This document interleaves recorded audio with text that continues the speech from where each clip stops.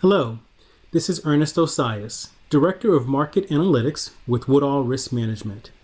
Thank you for joining us for our weekly technical overview of the grain markets. Before we begin, a brief moment to look at our market disclosure. This is a solicitation, and there is substantial risk of loss in trading futures and futures options. Past performance is not necessarily indicative of future results. Thanks once again for joining us for our weekly installment of the Technical Market Overview. We'll go ahead and begin.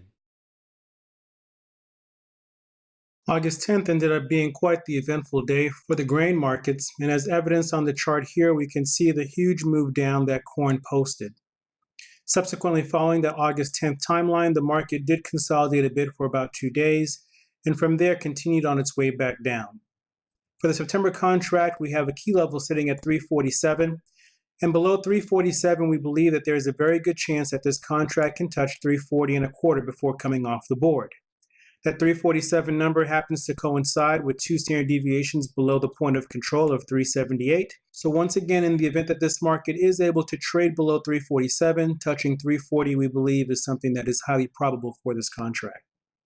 We had previously highlighted that if corn had completed its fourth sequential lower high from the major top that it had formed, that a big move to the downside was perhaps probable.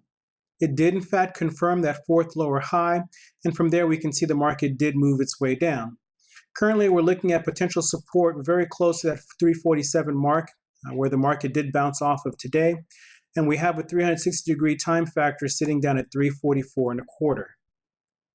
There is not much time left for the September contract. We do believe that something in the neighborhood of 340 to 350 is perhaps somewhere where this contract will close on its way off the board. The December contract has a bit more time on its clock, leaving it with potential targets of 358 and possibly getting down as low as about 342. For now, as you can see, the market continues to be weaker. It's touching up against 1 standard deviation below the point of control at 364 and a quarter. And from here, if the market does break through, we do have a bit of confluence near that 358 number, since at 358.5, we do have 2 standard deviations below the point of control. Upon penetrating that area, we anticipate the market could very well run down. And as we can see here, into early September is a potential target or threshold where we can see the market finally put in a reasonable low. The low today touched up right against our 270-degree mark at 363 and a quarter.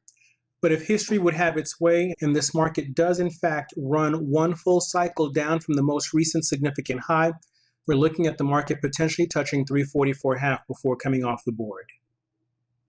Soybean contract also completed its 4 sequential lower high pattern, and in doing so, we anticipate that the most recent low from back in June should be eclipsed with this price movement, and currently we can see a potential continuation move. And inside of that continuation move, we would anticipate a move similar to what we saw coming into it to come back out on the other side. That leaves us with a potential price target of about 880 for the September contract. Again, we're running out of time, but 880 is not that far away given the strength of the volatility of the down move we've seen in the recent days. We currently have a bit of support potentially at our 360-degree mark at 912 and 3/4. And if and when this market breaks through this number, we can see once again that 880 number coming back to haunt this contract, where we would see a move down to the 90-degree mark and for it to touch somewhere near 882 and 3/4 and possibly near that 880 number we discussed. The November contract has the same sequential lower high sequence for its chart, again giving the market a very big move down. We had discussed before that as long as the market did not violate the previous lows, that there was a very good chance of the market coming back down. It did just that. We can see our continuation pattern here to the downside. And if this market is not able to recover and hold above this 918 number, which is 1 standard deviation below the point of control, we would anticipate that the market would make a very nice move to the downside, similar to what we saw coming in to explode on the backside. And that number for the November contract also lands very close to that 880 number. 2 standard deviations below the point of control puts us at 886. And that is where we anticipate that the market could very well find a good low near term before finding a bit of a bounce and with the possibility of continuing lower in the coming weeks. The last bastion of support did live in the neighborhood of 920 to 938. The market is right in the midst of this right now, but looks like it's not able to hold. And we can also see that our volatility-based support and resistance bands have made a shift to the downside, suggesting that the market should continue to push lower. Our previous lows in all likelihood will be violated, and the market here is looking again to test somewhere in the neighborhood of 880 or so, and that's right at the top end of volatility-based support.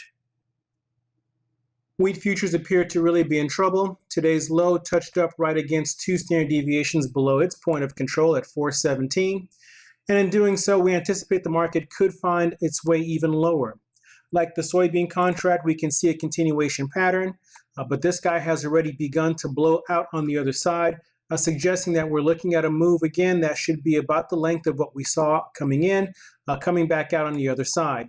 In doing so, this market has a very good shot of touching 400 before coming off the board. Again, we are potentially running out of time, but as long as this volatility continues to be strong, touching 400 would not be a great surprise to us. That 400 level happens to coincide with the full cycle down at the 360-degree mark, as well as volatility-based support. We anticipate that this is perhaps a minimum price objective for this move down on the September contract. The December contract is also in the midst of a sell-off. A price objective that we'd be looking for the December contract sits in the range of 415 to 425. It's already begun to blow through 2 standard deviations below its point of control at 444, and so this market is markedly weaker and looks to continue in weakness as it's making its way down. The cycle projection for the December contract puts him at testing somewhere in the neighborhood of 412 to 413. But at a very minimum, we anticipate perhaps even by the end of this week, this contract can touch 434 at the 270-degree mark. It is now valued at 180, which is halfway down a full cycle, and in doing so, we anticipate the market can continue lower. We would not be surprised to see a small bounce coming off of the 434 mark, since that is the top end of where the volatility band looks to place itself. And then in the event that it does bounce here, we can see about a 5 to 7 trading day sideways movement or a bit of a correction, but anticipate that the market would soon move back down again to head for that 413 number that we're looking for as a target. December contract hit our minimum price objective of 78.86. But upon doing so, the market found itself in the midst of an overlap of volatility-based support and resistance. This area of resistance was far too much for it to overcome. It was not able to make it up to our 72 mark, and then it reversed and came down actually rather hard from that number. After touching there, the market has then come down, looks to break previous lows that were sitting at 66 and change. So from here, instead of actually making a move to the higher side of things, the market looks to continue lower. We do have our next critical time horizon coming in at August 30th. And at this point, if this market continues to move down into this number, we believe a significant low can occur at this point. And from there, we can look for the next potential leg up for this contract. 1 standard deviation below the point of control sits at 65.25.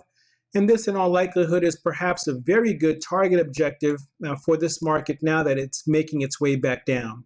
Particularly the strength with which it did decline on Thursday shows us that this market perhaps is going back to weakness. And in doing so, again, we're looking at a minimum price objective near 65. Upon getting to this area, look for a potential bounce, especially if that low occurs near the August 30th timeline that we discussed. In closing, we'll have a look at the September crude oil contract. As you can see, that wall at 50.50 continues to be significant for this contract.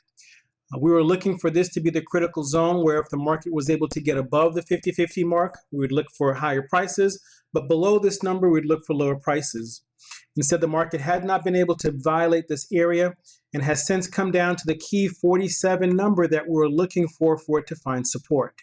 If we were to get a buyer's bar in the next day or two and the market turns back up, we can still look for potential higher prices. But for now, this high was very significant for this contract, and we needed for it to get above this number in order for it to tell us that we're looking at a potential uptrend. At this point, if this market's not able to find stabilization near the 47 number, the potential for it to retest previous lows is still there. Although the one level that we'd be looking for next is the 43.90 to 44 number.